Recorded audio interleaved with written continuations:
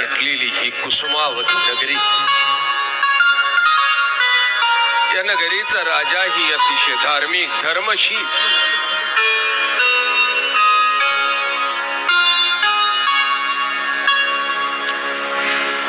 आणि म्हणून याच्या राज्याभोवती अवघी ऋषी मुनी येऊन थांबली. आपल्या आपल्या ईश्वर भजनामध्ये आणि चिंतनामध्ये काल व्यतीत करत होती.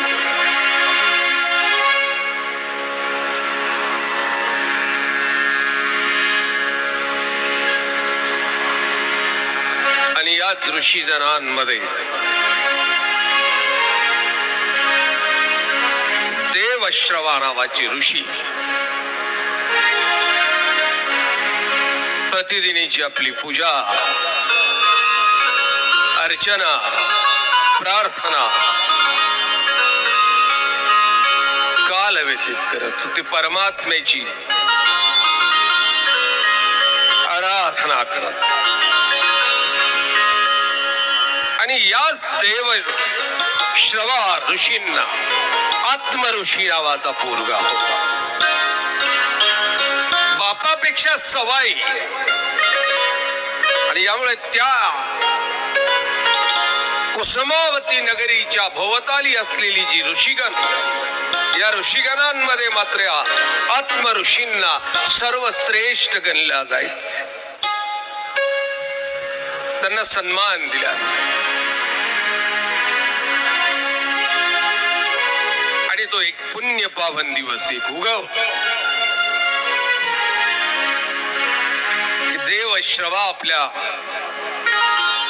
पर्णकुटीमध्ये पद्मासन घालून परमेश्वराची आराधना करत.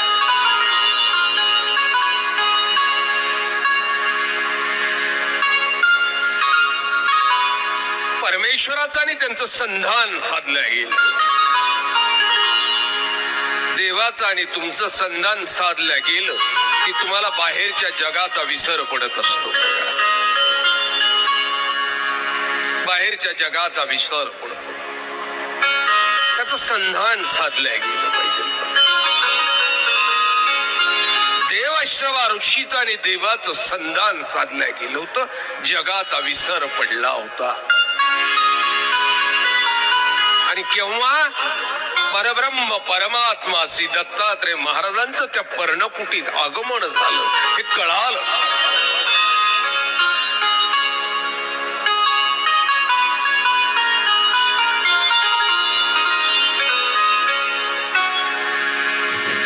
श्री दत्तात्रय महाराज समोर विराजमान झाले. हा याच्यात साधन आहे महाराज. काही वेळेनं साधना संपली, डोळे उघडली तर समोर मात्र प्रत्यक्ष श्री दत्तात्रय महाराज आसनस्थ झालेले देवश्रवा पाहिले. मोठा आनंद झाला. गगनात मावे नसा. ज्या देवाची प्रार्थना करता करता सर्वस्वाचा त्याग केला ना, तो देवच येऊन आज पोहोचलेला होता.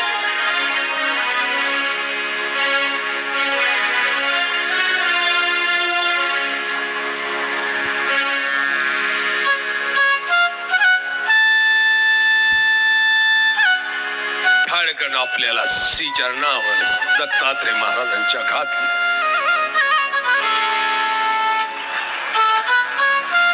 अश्रूंचा अभिषेक केला.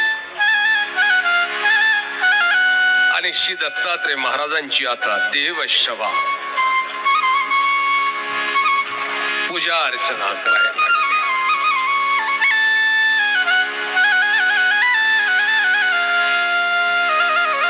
एक दिवस नाही, लक्षात घ्या. आले आणि दत्तात्रय महाराज गेलेले नाहीत. श्री दत्तात्रय महाराजांचं इथं वास्तव्य. देवश्रवाला तो जगच विसरलेले होते. त्यांना काही नव्हतं. केवळ श्री दत्तात्रय महाराजांची पूजा पुरस्कार सेवा दास्य करायची, रंगून जायची त्यामध्येच.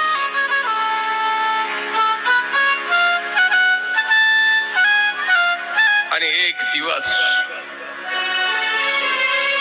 देवश्रा ऋषींचे शिष्य पांचाळ नगरीचे राजे राजा पांचाळ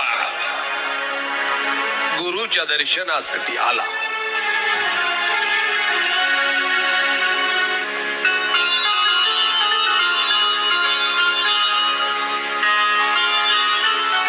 पूजेला आला तर पर्णकुट्टीमध्ये अगदी दैदिप्यमान श्री दत्तात्रय महाराज मूर्त विराजमान.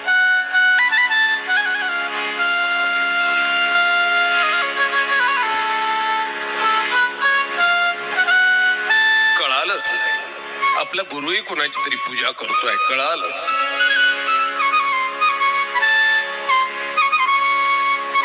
काही काळ पांचाळ राजा बसला, बाहेर आला आणि आपल्या गुरुजींना सहज विचारलं, महाराज मध्ये दैदिप्यमान मूर्तीधारी आहेत कोण नेमके? आणि देवश्वानं महाराज दत्तात्रयांचं वर्णन केलंय बघा.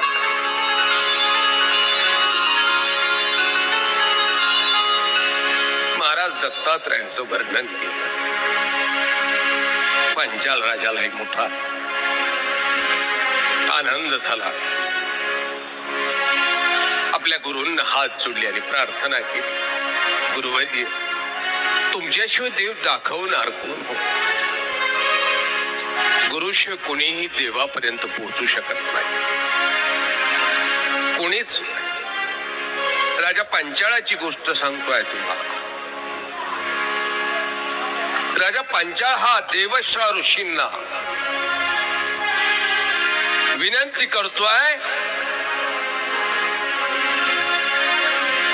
की श्री दत्तात्रय महाराजांना माझ्याकरता प्रार्थना करा आणि माझ्या निवासी येण्याची विनंती.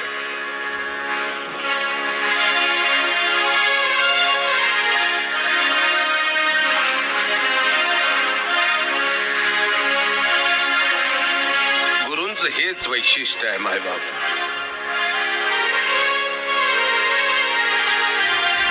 हेच वैशिष्ट्य आहे की ते शिष्याला आपण या समान करून टाकते. तुकोबा सांगतात,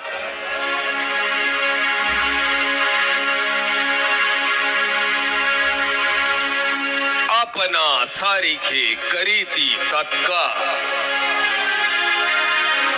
कंजूसी करत नाही.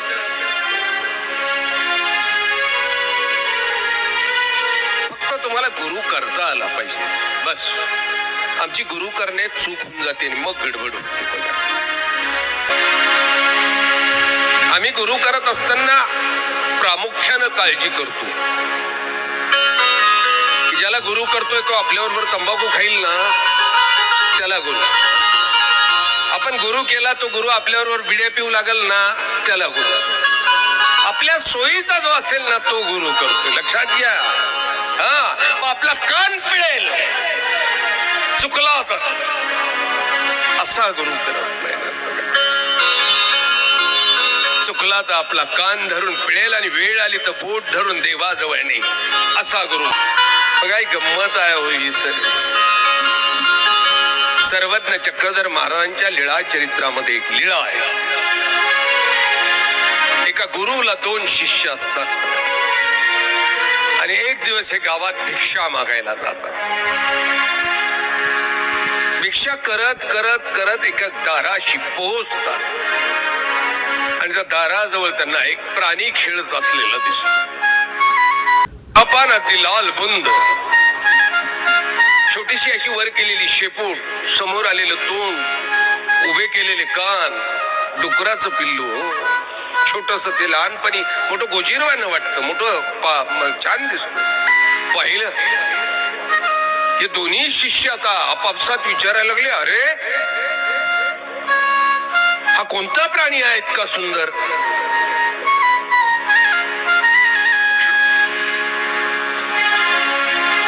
मोठ्यानं लहान्याला सांगितलं, का बरं तुला माहित नाही हा? त्याने सांगितलं, नाही मी विचार करतोय हा प्राणी कोणता आहे. मोठ्या भावाने सांगितलं, मुष्यक वृद्धी. हा प्राणी म्हणजे उंदीर मोठा झालेला आहे. या गावात खायला प्यायला खूप आहे, दूध दुभत खूप आहे आणि म्हणून खाऊन खाऊन हा उंदीर मोठा झालेला, जाडजूड झालेला.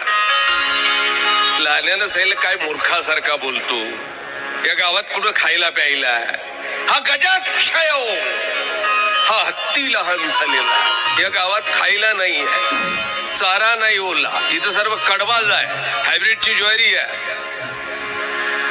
हा बारीक झालेला हत्ती आहे लहान. दोघांचं भांडण सुरुवात झालं. मोठ्यानं सांगितलं मुशकवृत्ती, उंदीर मोठा झाला. लहान्यानं सांगितलं गजक्षय, हत्ती लहान झाला. ठरले एकमेकाच्या गच्च्या. धरायला वेळ लागतो. अहो अज्ञानाचा पसारा असंच असतो. असं ते केव्हा उमरी तुमरीवर येतील आणि केव्हा बायावर करतील सांगता येत नाही. धरले एकमेकाचे कपडे.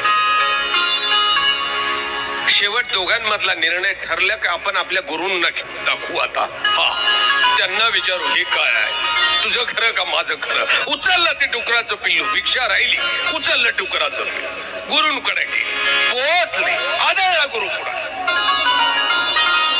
मोठ्या सांगितलं गुरुजी. आता गुरु ते आदळलेलं ते डुकराचं पिल्लू पाहिल्यावर तो गुरुही आश्चर्यचकित झाला. कुठला प्राणी हा, काय आहे? ते गुरुही विद्वानच ना त्यांचे एवढेच. विचार करायला लागला कुठला प्राणी आता. मोठ्यानं झालं गुरुजी, हा प्राणी आम्हाला गावात भेटला, मी याला सांगितलं मुशकवृत्ती, उंदीर मोठा झाला, खाऊन खाऊन पोचला. लहान्याने सांगितलं नाही महाराज, या गावामध्ये काही खायला नाही, हा गजक्षय, खायला नसल्यामुळे हत्ती लहान झाला. दोघांची तुंबळ कजा सुरुवात झाली गुरुंपुढे. गुरुनी विचार केला आता मोठी फजिती आहे, हा काय आहे हे आपल्यालाही माहिती नाही.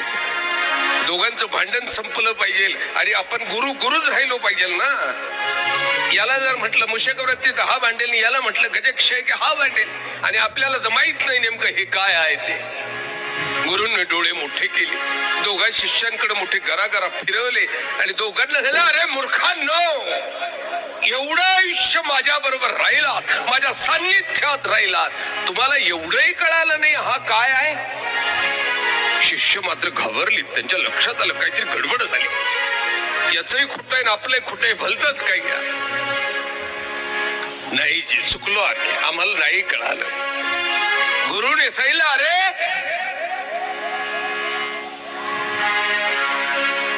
हा चक्रवाकू पक्षी बघा. गुरु हे गदड्या, ते डुकराचं पिलू, त्याला पक्षी कस काय म्हणशील.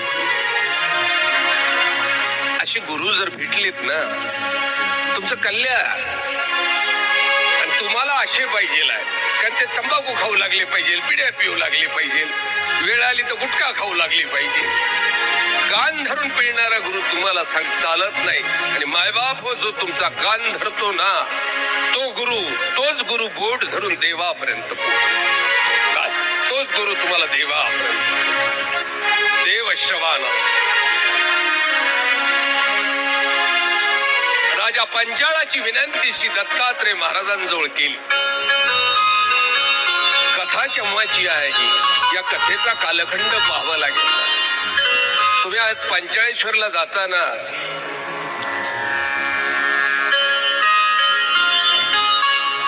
नारोबा मंडळी किंवा सर्वच मंडळी असतील, नारोबांनाही श्री दत्तात्रय महाराजांचं दर्शन हे पंचाळेश्वरला झालं.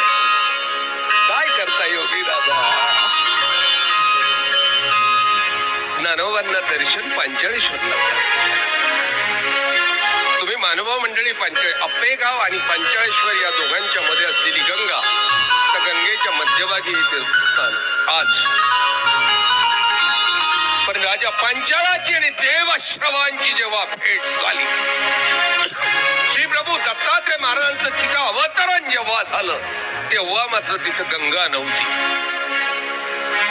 माझे ज्येष्ठ गुरुबंधू आहे तिथे आलेले, आमचे बिल्लाळीचे बाबा. त्याच्यावर तुम्हाला कथा सांगत असताना सुद्धा मला सावध राहावं लागेल ना. म्हणजे आमच्या बांधवांमध्ये एक विद्वान ज्येष्ठ बंधू म्हणून आम्ही त्यांच्याकडे पाहतो. सर्वच पंथीय मंडळी त्यांच्याकडे विद्वान म्हणून असतात. जेव्हा पांचाळ राजा देवश्रवा ऋषी आणि श्री दत्तात्रय महाराजांचं अवतरण तिथे झालं, तेव्हा गोदावरी नव्हती. पांचाळ राजाची नगरी होती. पांचाळ राजाचं राज्य होत. गोदावरी नदी नव्हती. गोदावरीचं नंतर आगमन आहे. मी वेगळी एखादी कथा सांगितली की गोदावरीच्या अवतरणाचा तो कालही तुम्हाला सांगतो की गोदावरी केव्हा तिथं प्रवाहित झाली. जेव्हा श्री दत्तात्रय महाराज मात्र तिथे आले तेव्हा गोदावरी नव्हती. ती आहे पांचाळ राजाची राजधानी. तर त्याच्या राज्याचा तो परिसर. श्री दत्तात्रय महाराजांना विनंती केली, हे प्रभू दया घ्या, राजा पांचाळ धार्मिक आहे रे, श्रद्धा आहे देवावर, धर्मावर, विनंती करतोय त्याच्या घराला आहे. प्रभू प्रसन्न होऊन विनंती एवढी ऐका.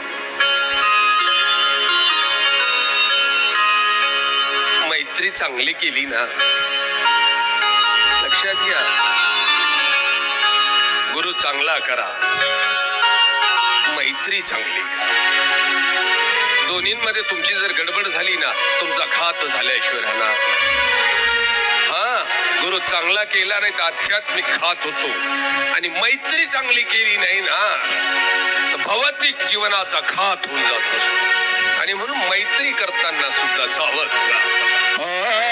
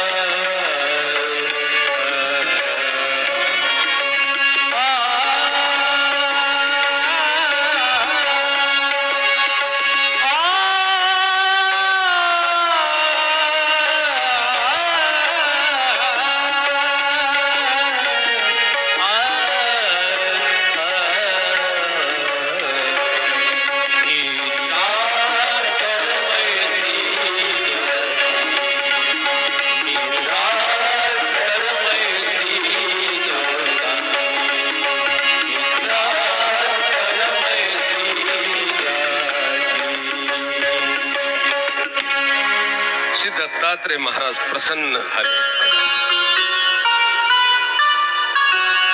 श्री गुरूंची मध्यस्थी झाली.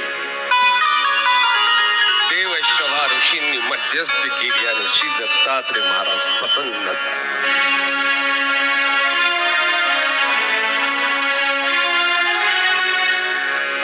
प्रसन्न झालेल्या दत्तात्रय महाराजांनी राजा पांचाळाच्या त्या राजसदनी गमन केले. अभूतपूर्व असं स्वागत राजा पांचाळानं महाराज दत्तात्रय प्रभूंचं केलं. स्वतःला श्री दत्तात्रय महाराजांच्या श्री चरणावर घातलं.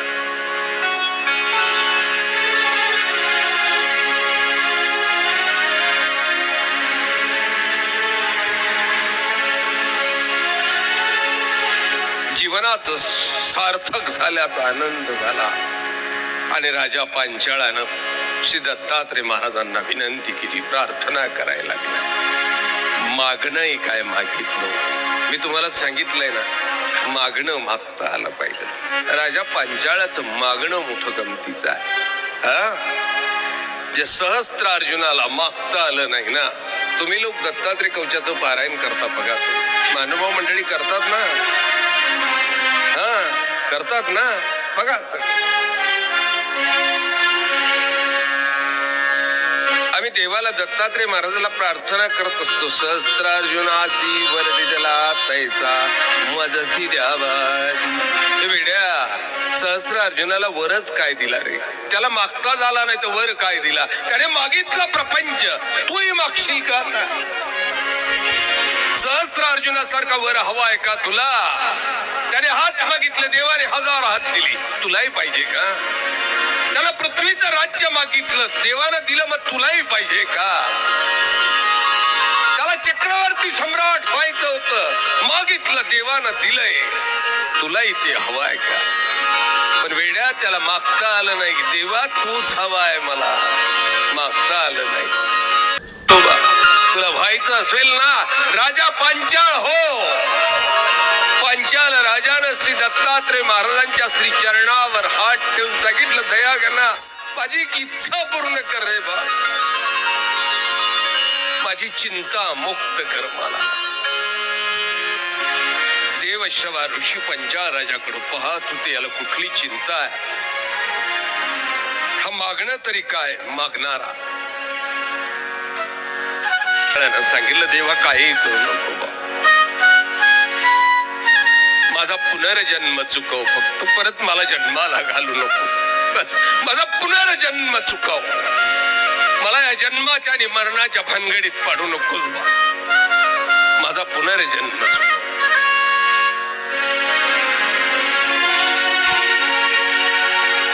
दत्तात्रय महाराजांनी अगदी तथास्तु म्हणून आशीर्वाद दिला आणि महाराज दत्तात्रय देवश्रवा निघालेल्या श्री दत्तात्रय महाराजांना दोघांनी प्रणाम केला. देवश्रवा ऋषींनी आणि राजा पांचाळाने तुमच्या बरोबर येऊ द्या. प्रभूने पांचाळ राजाला सांगितलं, राजा तुझ्याकडून काही कार्य करून घ्यायचं आहे रे, तू थांब, तुला थांबायचं आहे. तुझ्याकडून धर्माचं कार्य करून घ्यायचं आहे. देव दिव्य देह श्री दत्तात्रय महाराजांनी प्रदान केला आणि आपल्या बरोबर बद्रिकाश्रमाला घेऊन गेले.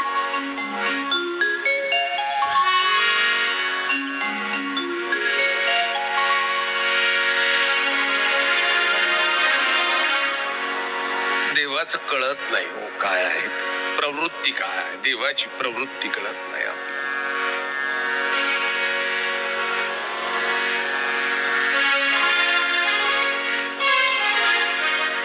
देवाची इच्छा कळत नाही आपल्याला, त्याचं वागणंही कळत नाही. राजा पांचाळाला मात्र देवानं सांगितलं, काही धर्माचं काम करायचं, तू मागे राहायला पाहिजे.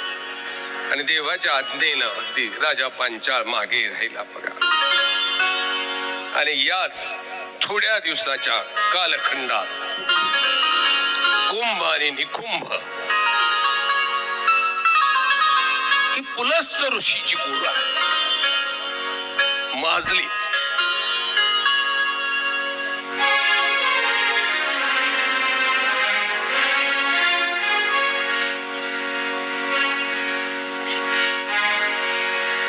या दैत्यांनी मात्र असलेल्या ऋषिगणांना, ब्राह्मणांना, विद्वानांना सळवायला सुरुवात केली, मारायला सुरुवात केली.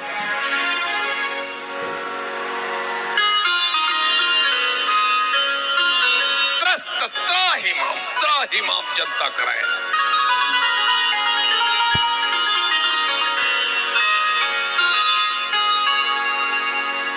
आणि ही बातमी देव शवा ऋषींना बद्रिकाश्रमात कळा.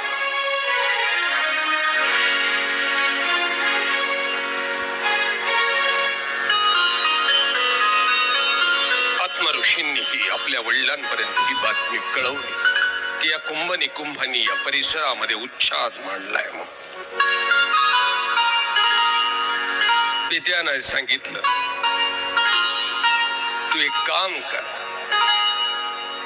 राजा पांचाळाला जाऊन माझा निरोप दे, म्हणावं या कुंभ आणि निकुंभाचा बंदोबस्त कर.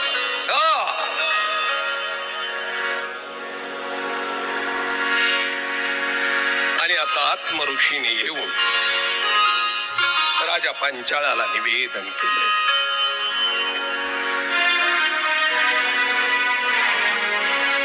राजा,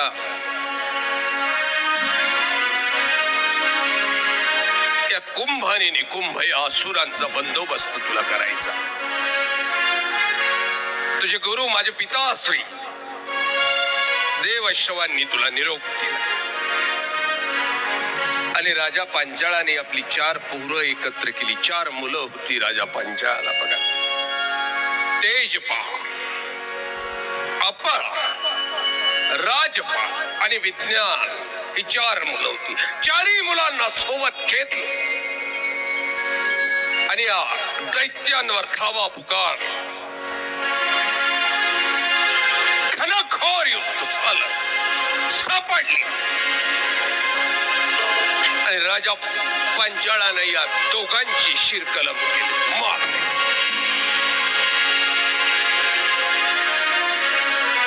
सर्वीकडे शांतता निर्माण झाली.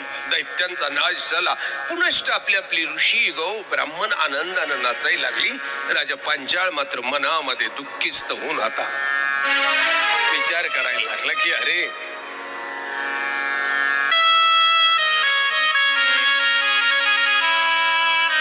कुंभ निकुंभांना मारलं ना, तिथं ब्राह्मण आहे,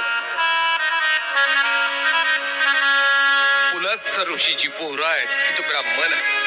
माझ्या हातून तर ब्रह्महत्या घडली आहे आणि ब्रह्महत्येच्या पातकातनं मुक्ती झाल्याशिवाय देव भेटणार नाही.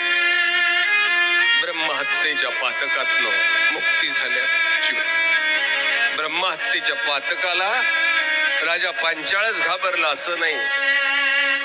याचा आचरण कृष्ण प्रभूंनी भागवत कथेमध्ये सुद्धा सांगितलं की ब्राह्मणाचा वेश धारण करून आलेला हा असुर माबळभट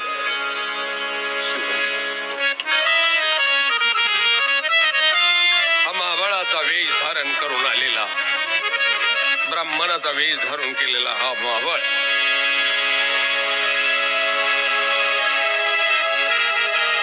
केवळ ब्राह्मणाचा वेश होताना कृष्णाला मारायला आला होता. तुम्ही भागवत कथेत नक्कीच ऐकलेली कथा. कृष्णाला मारायला आला.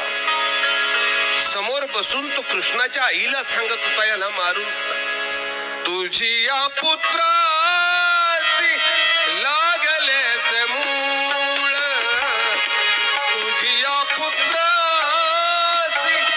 लागले मूळ, तुझी या पुत्रासी लागले मूळ, तुझी या पुत्रासी लागले मूळ, तुझी या पुत्रासी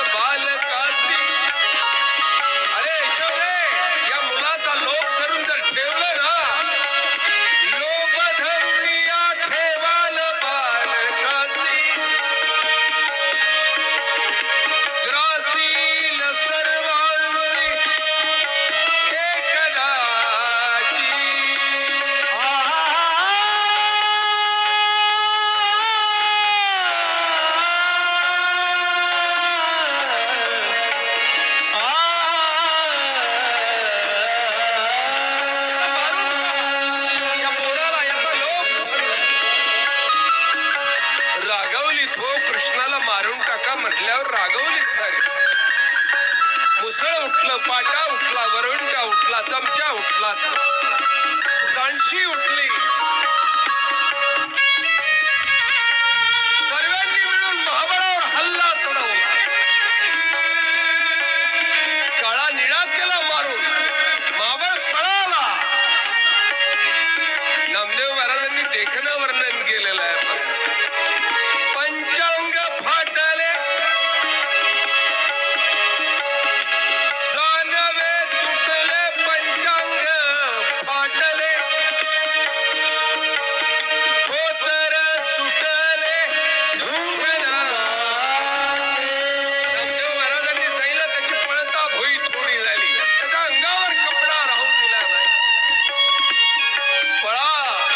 कंसाच्या दरबारात गेला आणि कंसाला सांगितलं, कंसा पोरग साधं नाही आहे.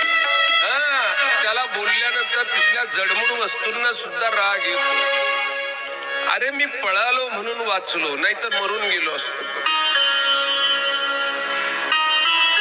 भागवत कथा सांगते, बाबा रे तू पळाला म्हणून वाचला नाहीस. कृष्णानं सांगितलं त्याच्या अंगावर नाटकी का होईना ब्राह्मणाचा वेश होता आणि म्हणून त्याला मी सोडून दिला. अन्यथा त्याला मारला असता, नक्की मारला असता. ब्रह्महत्येचं दुःख.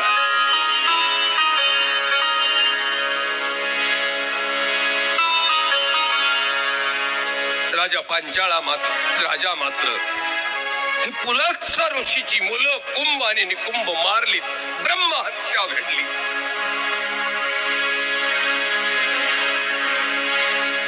आणि म्हणून परमेश्वराची प्रार्थना करायला लागला. श्री दत्तात्रय महाराजांची प्रार्थना करायला. आणि श्री दत्तात्रय महाराज अवतीर्ण झालीत. पण राजाला झाले, राजा भिवू नकोस, तुला पाप मुक्त कर. जागा दाखवली.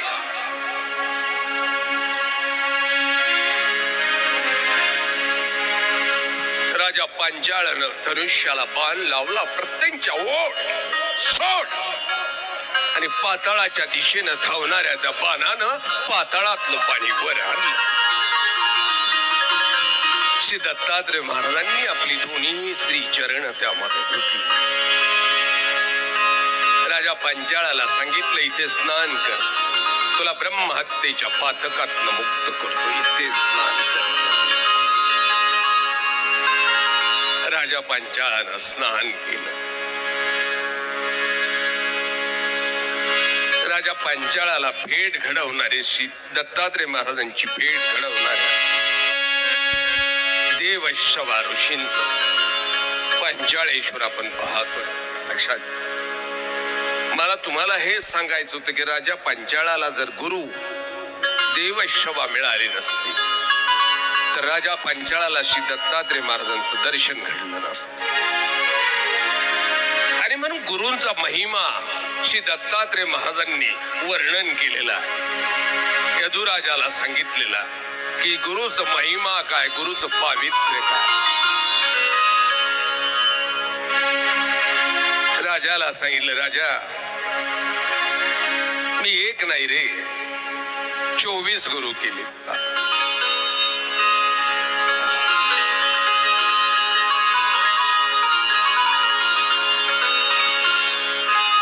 परमेश्वराच्या अवताराला गुरु करण्याची गरज नाही. पण जीवमात्राला जर शीख द्यायची असेल तर उद्धव देवांना श्री दत्तात्रय महाराजांनी 24 गुरु म्हणून सांगितलं.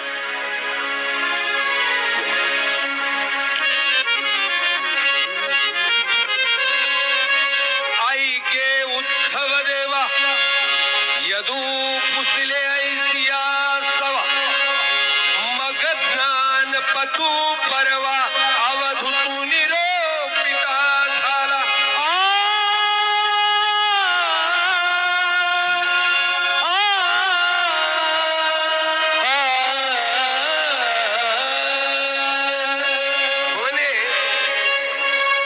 मने राया ऐक मज गुरु असती अनेक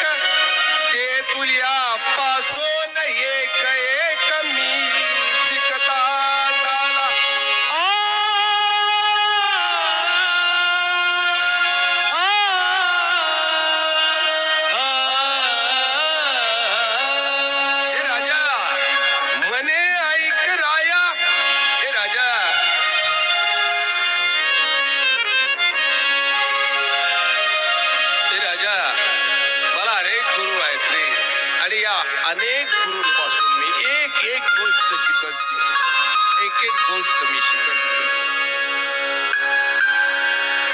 पृथ्वी पवन आकाश जल हुतास कोमोद बंधु भानु कपोता जगरू पृथ्वी वायू आकाश जल अग्नि चंद्र सूर्य कबूतर अजगर या प्रत्येकापासून मी एक एक गुण शिकलो सिंधू पतंगू मद करू गजू मधुआ कृष्ण सारू मीनू पिंगळा कुरुरु बाळकुमारी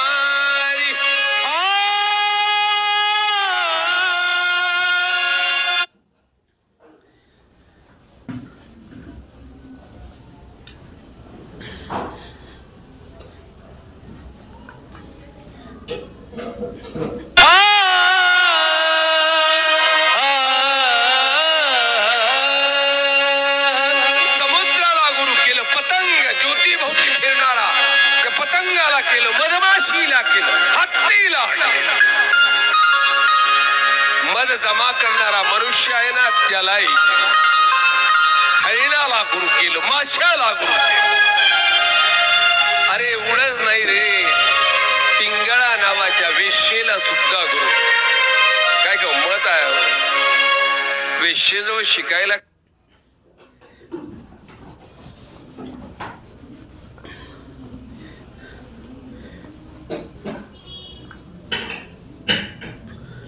काही मिळू शकतं का वेश्येला कुरुरु पूर्वी मला असं वाटतं खंड्या नावाचा पक्षी म्हणतात परंतु तो सुतार पक्षी त्या झाडावर टक्का टक्का टक्का मार बरोबर बरोबर तो सुतार ना आपण त्याला सुतार पक्षी त्याला दोन्हीकडनं चोचा असतात मागे तुरा असतो पुढे तोंड असतं आमचे स्नेही नांदेड जिल्हा महानुभाव श्री दत्तात्रय हा लहान मूल किती जे बाळा त्यात आहे त्याच्या लेकराला एक गुरु केलाय कुमारी उपवर झालेल्या मुलीला एक गुरु केला 24 गुरु केले आम्ही किती ऐकली किती झाली आपली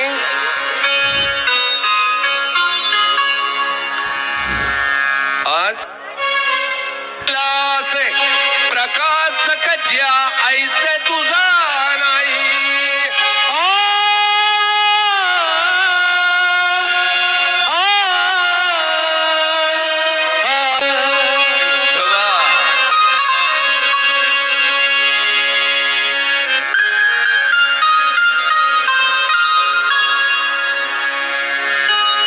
सूर्याला मी गुरु केलं त्याच्यासारखा प्रकाश तेजसे तारांगणी पर्यंधकाराची गवसनी फेडावया दिनुमनी वांचोळी आणि कुणाही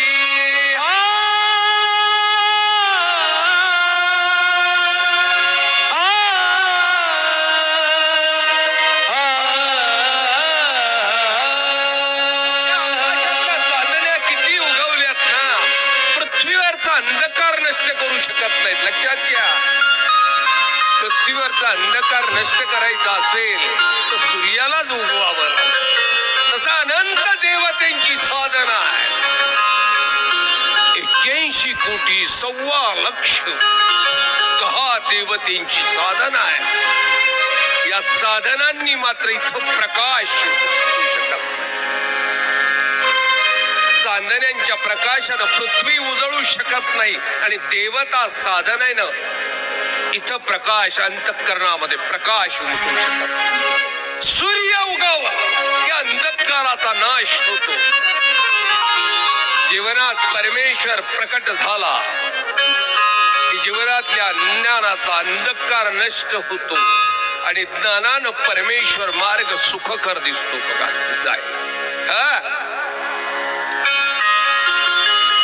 दीप घरो घरी सती कोडी संख्या वेरी परी समग्र अंधारी रहाटो नये.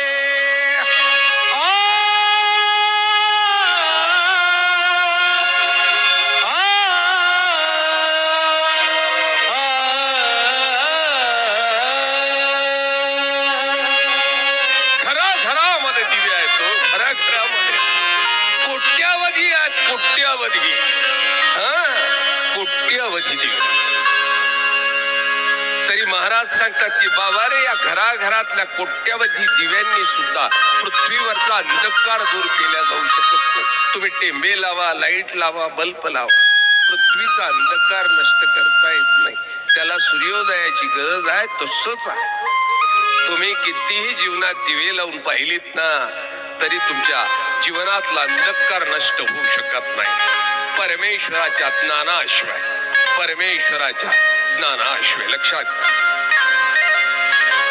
तैसी नाना देवता साधने अंतर्बाह्य भजने परिमोक्ष तो ईश्वर जाणे वांचोनी नाही.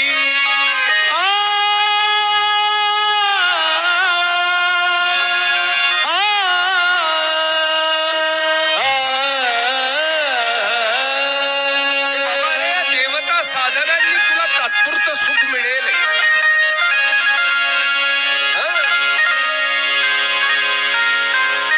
तात्पुरतं. ज्ञानेश्वर माऊली या दत्त उपासक होत्या. मायबाप अशीच्या अशी विविध ज्ञानोबांनी ज्ञानेश्वरीत लिहिलेली आहे. अशीच्या अशी.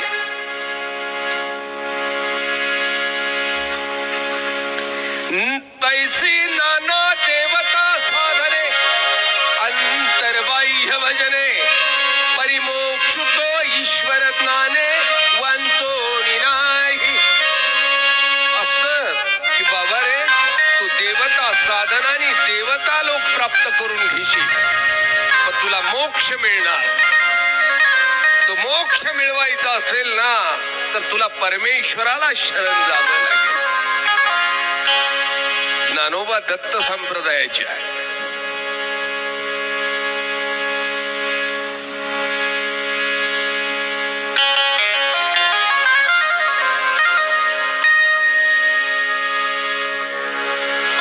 आणि म्हणून ज्ञानोबांनी ज्ञानेश्वरीमध्ये अशी चोरी सांगितली.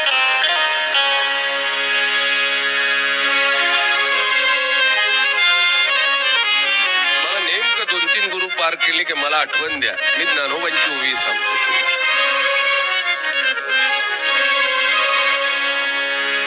अद्वैत प्रतिती बळे न फिटती भ्रांतीची पटाळे चांदिनियाचे सावळे देखणे जैसे.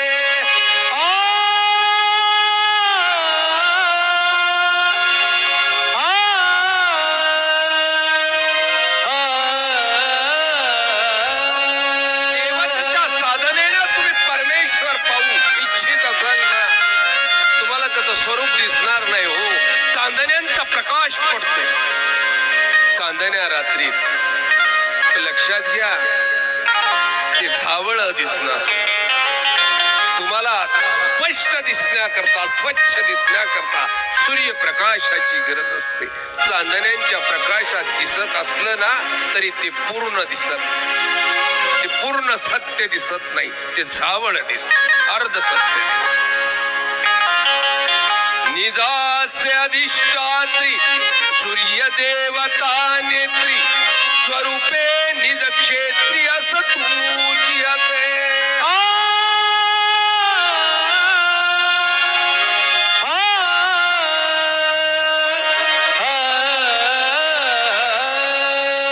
नाही रे तसं. डोळ्यामध्ये सूर्य देवतेचं अधिष्ठान आहे. प्रकाश इथेही आहे ना. हो, प्रकाश इथेही आहे.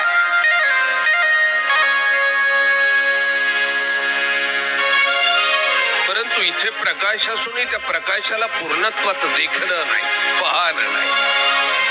डोळ्याला पूर्णत्वाचं देखणं नाही, पाहणं नाही.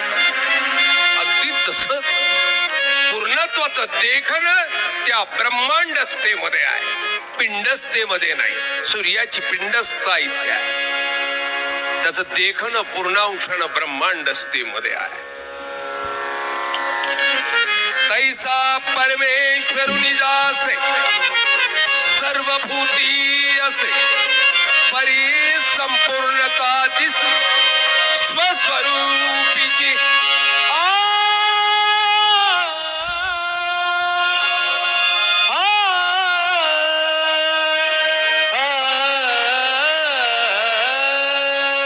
आणि म्हणून तो परमेश्वर जो आहे